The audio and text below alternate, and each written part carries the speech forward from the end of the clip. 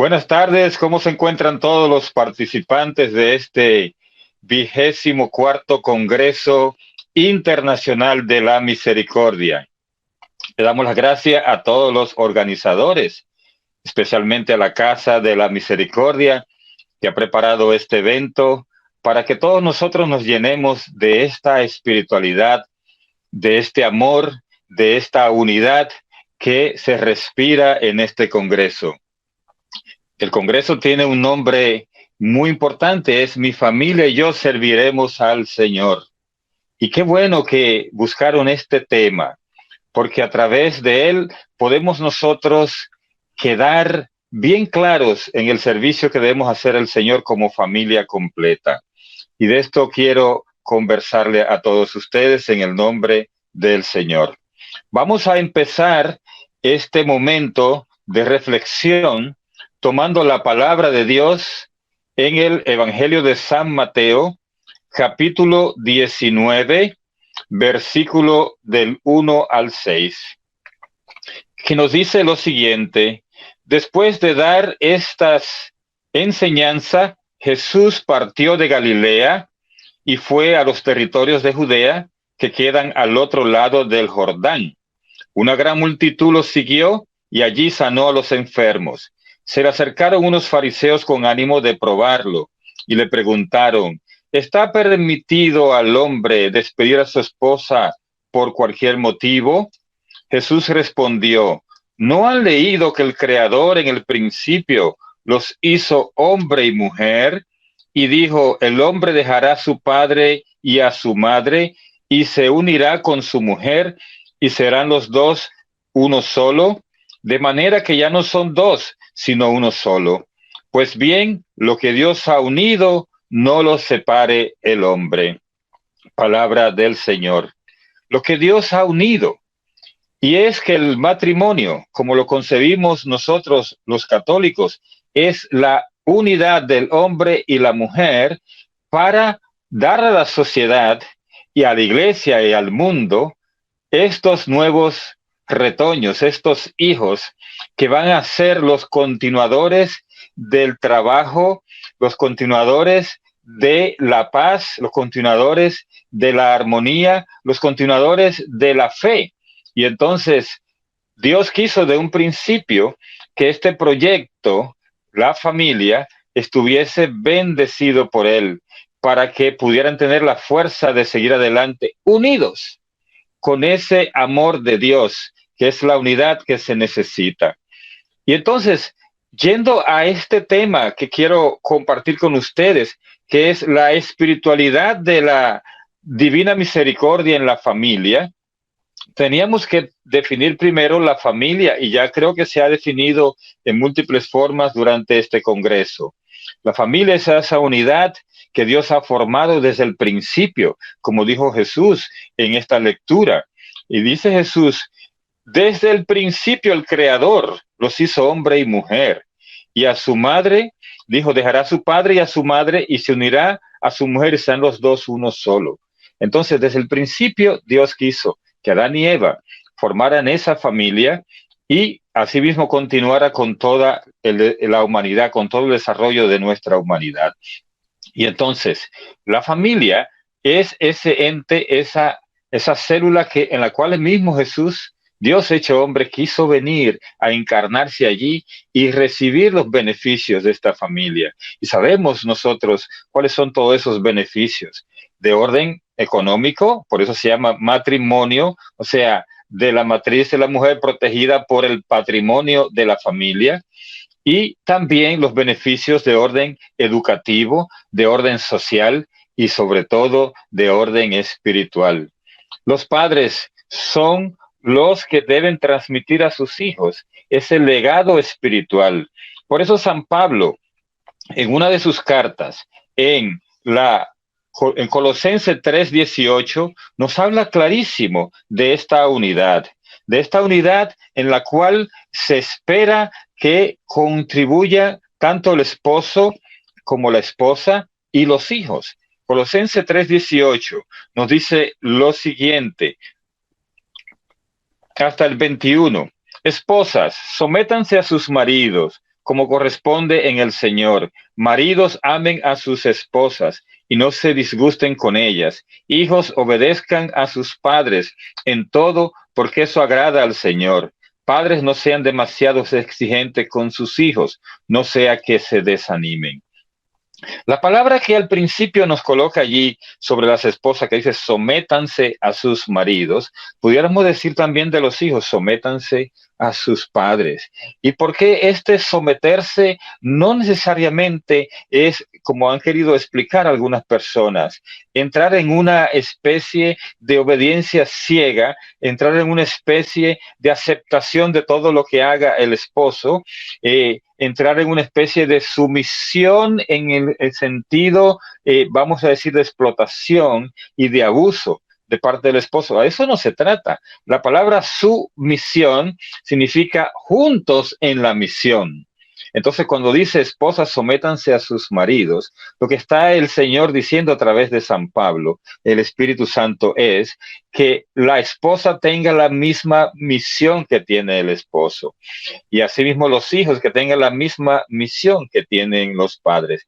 ¿Y saben por qué el Señor quiso esto? Porque la misión es dada al Padre y la misión que tienen es llevar a toda esa familia a los pies del Señor y hacer que toda la familia viva esa fe, viva ese amor de Dios y viva esa unidad. Entonces el hombre es responsable de llevar toda la familia en esa misión y la esposa se une, su misión se une en esa misión al esposo. Al igual los hijos, que son los beneficiarios de esta misión en primera instancia, porque van a recibir el legado de la fe y después toda la sociedad que va a recibir esos hijos que hemos educado de una manera con los brazos abiertos, va a recibir el beneficio de ellos, hijos honrados, hijos con valores, hijos que tienen una contribución que dar a la sociedad y entonces va a ser beneficiaria de esto. Por eso queremos hablar hoy de la espiritualidad de la divina misericordia en la familia. Pero antes, me gustaría recalcar algunos aspectos del catecismo de la Iglesia Católica. El catecismo de la Iglesia Católica nos habla de una manera bien concreta y contundente sobre el valor de la familia. Y le voy a compartir el numeral 1644, que nos dice lo siguiente: el amor de los esposos exige por su misma naturaleza la unidad y la indisolubilidad, o sea, que sea indisoluble, de la comunidad de personas que abarca la vida entera de los esposos. De manera que ya no son dos, sino una sola carne. Esto es como una explicación de la lectura que acabamos de hacer de la palabra de Dios en Mateo 19:6.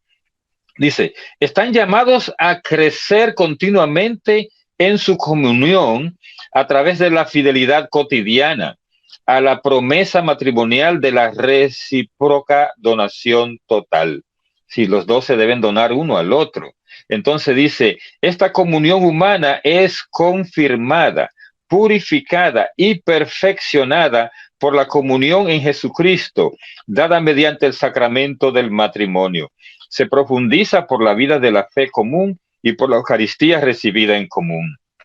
Es decir, hermanos, que al recibir a Jesucristo, esa pareja que se está casando, Jesús forma ese hilo triple, 2 con 1, y es el único que entra al hogar y no divide, sino que une. Entonces esa unidad está dada por la presencia de Jesucristo el día en que se celebra el sacramento del matrimonio, la boda, pero también en la vida de todo el matrimonio, en el transcurso de la vida de esa pareja y de los hijos, se va formando esa familia y Jesús está en medio de ellos. Y entonces dice que esto va a dar no solo una comunión humana, que es confirmada, purificada y perfeccionada, sino también que va a traer una vida de la fe común y de la Eucaristía recibida en común.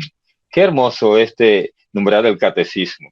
Es decir, que la familia tiene que solidificarse, primero con la presencia de Cristo, segundo, con la vida sacramental de esa pareja y de los hijos. Eso va a fortificar toda esta unidad que el Señor ha confirmado y que el Señor ha bendecido desde un principio. Ahora bien, tenemos otro numeral para compartir, es el numeral 1655 del Catecismo, que nos habla de la familia como iglesia doméstica. Y qué hermoso que esta definición viene desde el Concilio Vaticano II y es una definición que debemos nosotros grabarnos profundamente para hacer que en la casa se viva esa iglesia, se viva esa unidad que debemos vivir en la iglesia. Dice acá, 1655, Cristo quiso nacer y crecer en el seno de la Sagrada Familia de José y de María. La iglesia no es otra cosa que la familia de Dios. Desde sus orígenes, el núcleo de la iglesia estaba a menudo constituido por los que con toda su casa habían llegado a ser creyentes. Cuando se convertían, deseaban también que se salvase toda su casa. Estas familias convertidas eran islotes de vida cristiana en un mundo no creyente. ¿Se recuerdan ustedes, si han leído Hechos 16:25, donde dice que se bautizaron él y toda su familia? Por tanto, es toda la casa, todos los integrantes que deben crecer en este amor de Dios y en esta unidad con Jesucristo en el centro de la familia. Y esto es lo hermoso de definir a la familia como iglesia doméstica, porque entonces el que preside aquí, el esposo y todos los otros integrantes tienen que mantener esa presencia de Jesús en medio de ellos. Y viene de la unidad y del amor y de los valores que están ellos cultivando. Y nos sigue diciendo en el numeral siguiente, 1656 del Catecismo, dice, en nuestros días, en un mundo frecuente, extraño e incluso hostil a la fe, las familias creyentes tienen una importancia primordial en cuanto faros de una viva fe e irradiadora. Por eso el Concilio Vaticano II llama a la familia con una antigua expresión, eclesia doméstica. En el seno de la familia, los padres han de ser para sus hijos los primeros anunciadores de la fe, con su palabra y con su ejemplo, y han de fomentar la vocación personal de cada uno, y con especial cuidado, la vocación a la vida consagrada. Es decir, que los padres deben esmerarse por darle esa fe a los hijos, por anunciarle el evangelio a ellos, por compartir la palabra. Ejemplos bellos de familias que cuando llegan a la casa, los niños del catecismo le toman la tarea y le hacen preguntas de lo que han aprendido de la fe. Es muy importante. Ejemplo de los padres que le enseñan a sus hijos a rezar desde temprana edad. Ejemplo de los padres que cuando llegan de la misa comentan sobre lo que recibieron durante el desarrollo de la liturgia. Todas estas cosas son importantes y que hay una comunicación con estos hijos, que hay una comunicación entre los esposos, que hay un velar por la santidad de cada uno, el esposo de la esposa del esposo y ambos de los hijos para que sean santos. Y dice aquí, y también para ver si ellos tienen vocación a la vida consagrada, porque de ahí van a ser de la vida consagrada de una familia que viva la fe, de una familia que rece el rosario, de una familia que rece la coronilla de la Divina Misericordia, de una familia que vayan juntos a un santuario, a una peregrinación, de una familia que esté pendiente de la comunión y la confesión de sus hijos y de ambos también, de los esposos. Por tanto, esto de que mi familia y yo serviremos al Señor es algo serio. Debemos ocuparnos a nosotros con esmero de esto, para que todos crezcamos en esa santidad que nos pide el Señor. Y quiero compartir el siguiente numeral, y es el 1657 del Catecismo, y aquí nos dice lo siguiente. Aquí es donde se ejercita de manera privilegiada el sacerdocio bautismal del padre de familia, de la madre, de los hijos, de todos los miembros de la familia, en la recepción de los sacramentos, en la oración y en la acción de gracias, con el testimonio de una vida santa, con la renuncia y el amor que se traduce en obras. El hogar es así la primera escuela de vida cristiana y escuela del más rico humanismo. Aquí se aprende la paciencia y el gozo del trabajo, el amor fraterno, el perdón generoso, incluso reiterado, y sobre todo el culto divino por medio de la oración y la ofrenda de la vida propia. Oiga, qué belleza. El catecismo no tiene desperdicio y qué bueno que siempre lo estemos leyendo porque no solo es instrucción de doctrina, es instrucción de vida espiritual. Y aquí nos está hablando de eso, de vida espiritual. Mi familia y yo serviremos al Señor. Significa, dice acá, el que se dé el perdón entre los esposos, el perdón entre los padres y los hijos, que se dé esa fraternidad, esa unidad. Y vuelvo a leer, oiga, qué belleza. Aquí es donde se aprende la paciencia, que es una virtud muy hermosa y muy necesaria, sobre todo en estos tiempos. El gozo del trabajo. Se tiene que enseñar en casa. El amor fraterno, el amor entre los hermanos, se tiene que enseñar en casa. El perdón generoso, incluso reiterado. Esto es importante, porque no es un perdón de un día o dos, sino, como dice Jesús, 70 veces 7, ¿de acuerdo? Y sobre todo el culto divino por medio de la oración y la ofrenda de la propia vida. Ese culto divino puede ser por oración a través de tener en la casa una imagen de nuestro Señor, tener un lugar especial donde orar todos juntos, que sea como un pequeño altar, y allí vamos a tener ese culto divino en la casa, iglesia doméstica, en la cual se prende una velita y estamos orando allí durante un periodo de tiempo. Qué bueno que la familia esté unida en ese propósito. Es decir, que el catecismo nos está dando a nosotros una idea clarísima de cómo podemos vivir esta vida de la iglesia doméstica. Pero ahora me quiero ir yo al diario de Santa Faustina, y vamos a compartir primero el numeral 1624 para que veamos cómo podemos vivir esto ahora mucho más allá. Y es de manera que podamos vivir la espiritualidad de la divina misericordia, es decir, meternos ya más dentro de la vida de fe en una espiritualidad específicamente. En el numeral 1624 le quiero compartir lo que nos dice el diario de Santa Faustina.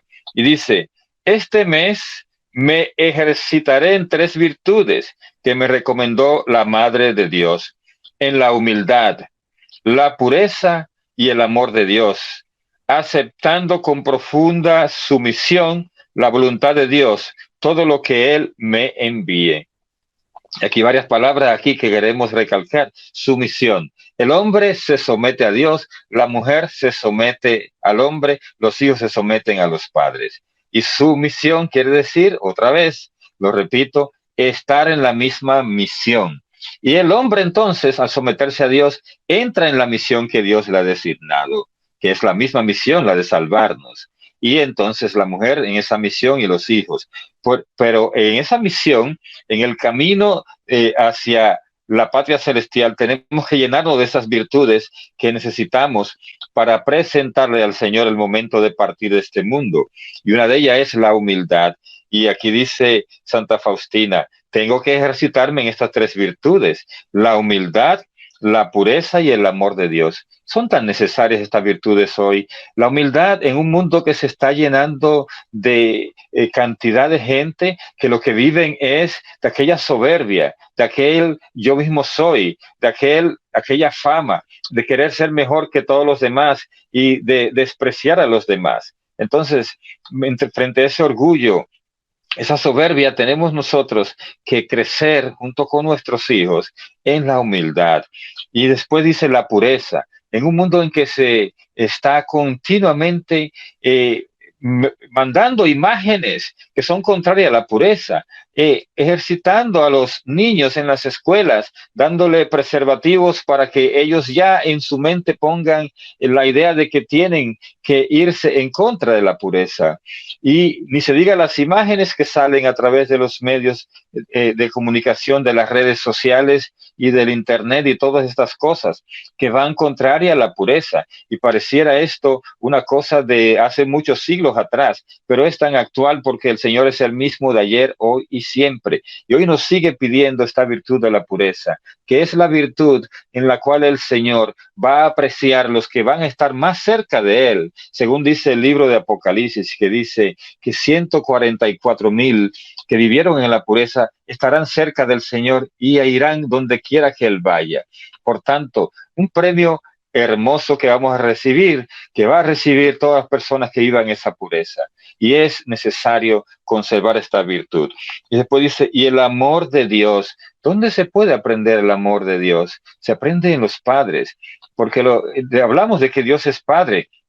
Y si el padre no le da ese amor a los hijos, cuando le dicen que Dios es Padre, entonces ellos no van a entender que cómo puede ser Dios porque su padre no le tuvo ese amor que necesita. Recuerden esas tres virtudes: humildad, pureza y amor de Dios, que es necesario vivir en nuestra vida familiar.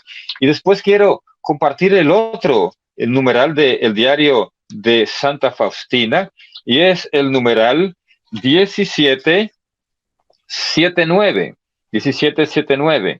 que nos dice lo siguiente. Ella está haciendo unos ejercicios espirituales y dice, en el fin de los ejercicios espirituales, tuve esta última conversación con el Señor. Te agradezco, le dice ella al Señor, amor eterno, por tu inconcebible benevolencia hacia mí, por ocuparte tú mismo directamente de mi santificación.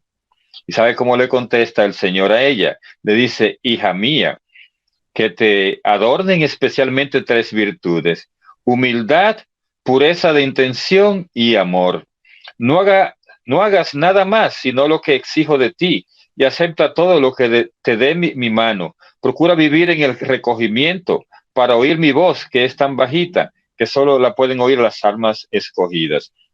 Otra vez el Señor está recalcando a ella vivir la humildad, el amor a Dios, el amor al prójimo y la pureza de intención. Aquí el término pureza aparece con un apellido, de intención. ¿En qué consiste? Nosotros, las personas que queremos vivir la fe en el Señor, tenemos que estar bien claro cuando hacemos las cosas en la iglesia, cuando hacemos cualquier actividad, que haya pureza de intención. Si estamos aquí predicando la palabra de Dios, que no sea para que nos vean los demás, para que nos pongan muchos me gusta, para que hacernos populares. No, la intención es que la palabra de Dios es nuestro cometido. Somos sacerdotes, profetas y reyes, y somos personas llamados como profetas a pronunciar la palabra de Dios y a llevar esa palabra a otros corazones. Y por tanto, ese debe ser el propósito único de participar en un evento como este, de hacer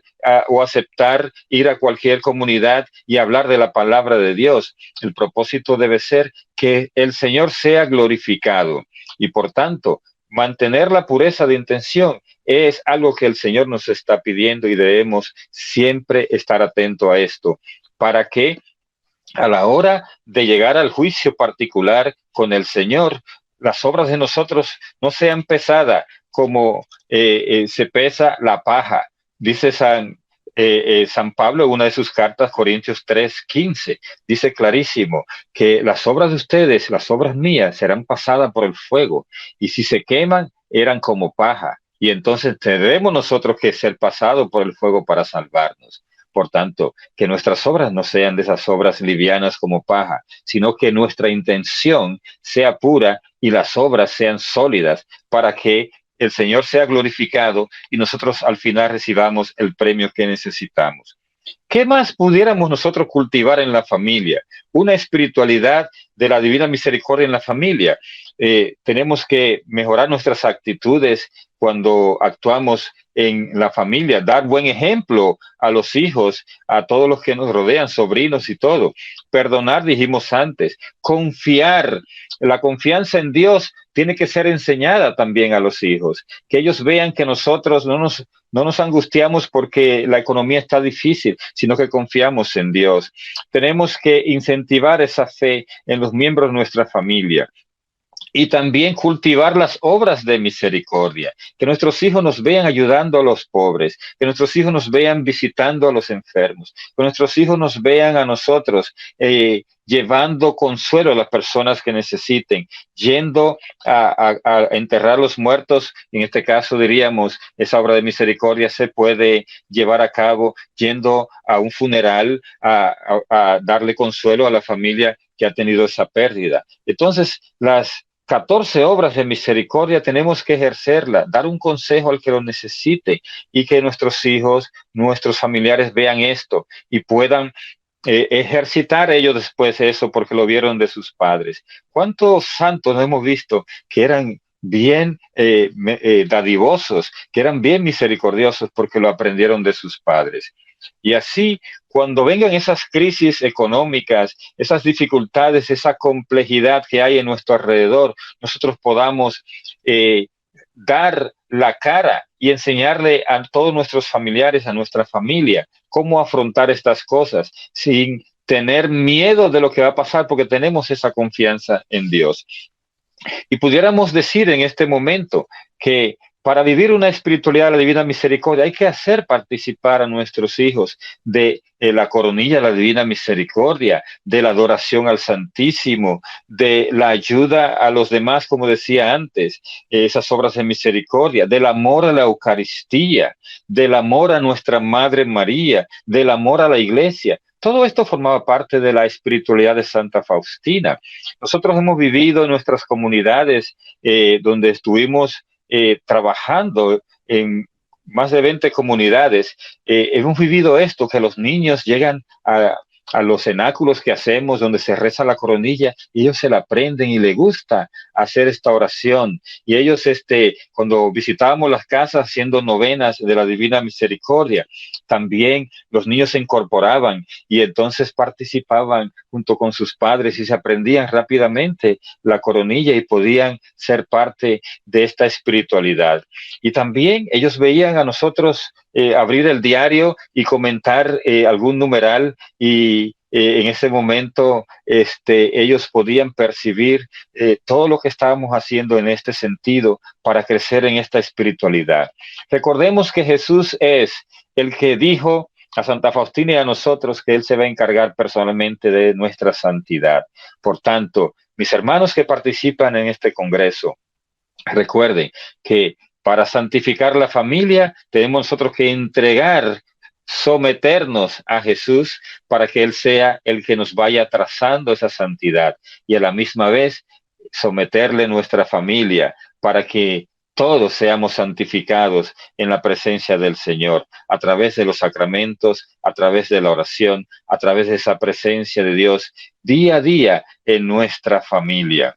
Yo quiero terminar esta participación dándole la gracia a todos ustedes por su tiempo y a los que nos invitaron para que pudiéramos participar aquí.